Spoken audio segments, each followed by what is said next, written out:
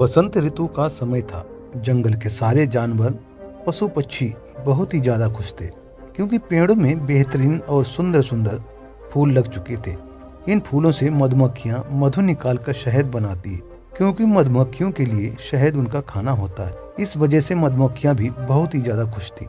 एक दिन मधुमक्खियां पेड़ों के फूलों से मधु निकाल रही थी कि तभी एक घमंडी पेड़ उनसे बोला, क्या बात है, तुम हर वक्त यहाँ आकर हमारे फूलों का मधु चुरा कर ले जाते हो। तुम्हें ऐसा नहीं करना चाहिए। तुम एक चोर की तरह हमारा मधु निकाल कर ले जाते हो। मधुमक्खी ने पेड़ से कहा, माफ करना मेरे दोस्त, ये हमारा काम है और इससे हमें खाना भी मिलता है, इसलिए हम ऐसा करते हैं। पेड़ ने कहा, तुम मेरे दोस्त नहीं हो सकते, तुम मेरे लिए एक चोर हो जो हमारी मधु को निकाल कर मेरे से बिना पूछे चुरा ले जाता है। आज से तुम कभी भी मुझ पर लगे हुए फूलों का मधु नहीं निकाल पाओगे। यह कहकर पेड़ ने मधुमक्खी को वहां से भगा दिया। कुछ देर बाद उस पेड़ ने बाकी साथियों के साथ सभा बुलाई। उस सभा में जंगल के सारे पेड़ वहां मौजूद थे। उस पेड़ ने सबसे कहा, दोस्तों, आज मैं बहुत ही जरूरी बात करने के लिए तुम सब लोगों को यहाँ बुलाया है। तो दूसरे पेड़ ने कहा, अच्छा, अगर ऐसी बात है तो हमें जल्दी बताओ। पेड़ बोला, दरअसल बात यह है कि मधुमक्खियों ने हद पार कर दी है। ये लोग आते हैं और बिना पूछे हमारे फूलों का मधु चुरा कर ले जाते हैं। ये सब जरूरत से ज्यादा शहद बनाते हैं। आज से हम उन्हें अपना मधु लेने नहीं देंगे। उस पेड़ की बात पर बाकी सारे पेड़ भी सहमत थे। उन्होंने भी मधुमक्खियों को अपने फूलों का मधु लेने से मना कर दिया। अगले दिन मधुमक्खियों का झुंड जंगल में आया और जैसे ही वे फूलों के ऊपर बैठने लगे तभी पेड़ों ने खुद को जोर से हिलाया।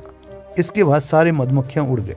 वे सब वापस से फूलों के ऊपर बैठने लगे, लेकिन फिर से पेड़ों ने खुद को जोर से हिलाया। सब पेड़ों ने उनसे मिलकर कहा, चली जाओ तुम यहाँ से और यहाँ मत आना। हमने निर्णय लिया है कि हम तुम्हें अपना मधु नहीं लेने देंगे। चले जाओ यहाँ से। यह बातें सुनकर भी सारी मधुमक्खियां अपने छत्ते पर वापस लौट आए। सबने मिलकर अपनी रानी मधुमक्खी से इस परेशानी के बारे में बात की। सबने रानी मधुमक्खी से कहा, रानी, जंगल के सारे पेड़ों ने निर्णय लिया है कि वे अब से हमें अपने फूलों का मधु नहीं लेने देंगे। ऐसे में हम भूखे मर जाएंगे। अब आप ही बताएं हम क्या करें। यह सुनकर रानी मधुमक्खी बहुत ही चिंतित थी।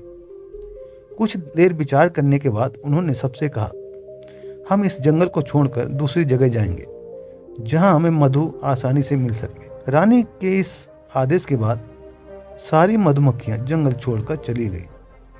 मधुमक्खियों को जंगल छोड़कर जाता देख सभी पेड़ खुश थे। अब वह जंगल बिना मधुमक्खियों के था। जंगल में कोई भी मधुमक्खी नहीं बची थी।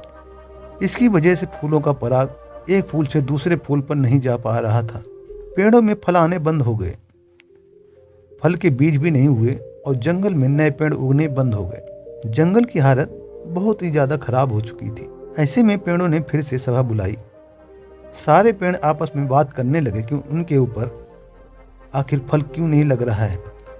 तभी एक तितली उनके पास आई और बोली, जब हम तुम्हारे फूलों में बैठते हैं और तुम्हारा मधु लेते हैं तब हमारे शरीर में फूलों का पराग चिपक जाता है। जब हम एक फूल को छोड़कर दूसरे फूल में बैठते हैं तो पराग दूसरे फूलों में चला जाता है। ऐसा मधुमक्खियों के साथ भी होता है और वे यह काम करने में सबसे ज्यादा सक्षम है।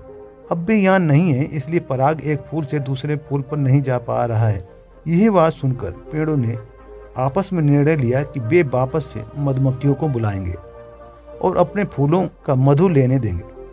इसके बाद पेड़ों ने एक कबूतर से कहा, अरे मेरे दोस्त, तुम्हें एक संदेश लेकर मधुमक्खियों के पास जाना है। तुम्हें उनसे कहना है कि हमारे जंगल के सारे पेड़ उन्हें वापस आने का निमंत्रण दे रहे हैं और वो जितना चाहें उतना मधु हमारे फूलों से ले सकते हैं। हम उन्हें मना नहीं करेंगे। यह खबर लेकर वह कबूतर मधुमक्खियों के पास चला जाता है और वह सारी बातें मधुमक्खियों की रानी को बताई। ये सब सुनकर मधुमक्खी की रानी वापस उस जंगल में लौटने के लिए राजी हो गई। रानी ने अपने सभी लोगों को आदेश दिया कि वे सब वापस उसी जंगल में जाएंगे जहाँ से वो आए थे।